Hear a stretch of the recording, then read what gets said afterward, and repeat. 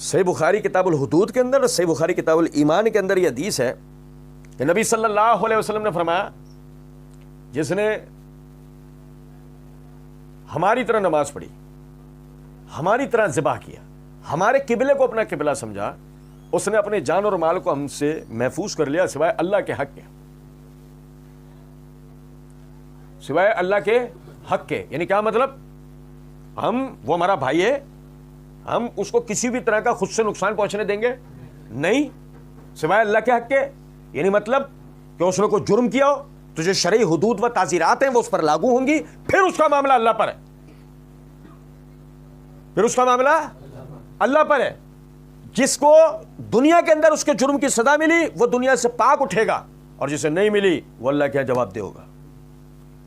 یہ وہ بات تھی کہ چھوڑو مردوں کو، وہ عورت والا واقعہ پتا ہے نا کہ جو نبی صلی اللہ علیہ وسلم عورت نے آگے کہا اللہ کے رسول مجھ سے زنا ہو گیا، مجھے اس گناہ سے پاک کر دیجیے۔ تفصیل میں نہیں جا رہا، میں صرف آپ بھائیوں کا اشارہ دے رہا ہوں، آپ بھائیوں نے سن رکھی ہے روایت۔ یہ وہی احساس اس حدیث کی وجہ سے وہ احساس تھا کہ مجرم کی حیثیت سے، گناہگار کی حیثیت سے اگر دنیا سے اٹھ گئے، وہ چوچو آیا تھا نا کورٹ میں سے ایسے انگلیاں دکھاتا ہوا، وہ شاہ رخ جتوئی کا نام ہے اس کا، وہ آیا تھا نا ایسے انگلیاں دکھاتا ہوا، یہ سمجھو آپ ضیف من النار، دگنا عذاب ہے جہنم میں۔ یہی پڑھا نا ہم نے، یہ آپ فتح کا نشان بناتے ہوئے نہیں آ رہے۔ اگر آپ کو آپ کے جرم کی سزا دنیا میں نہیں ملی تو یہ آپ کی کامیابی کی دلیل نہیں ہے، یہ سمجھ لو اب آپ کی پکڑ کی دلیل ہے۔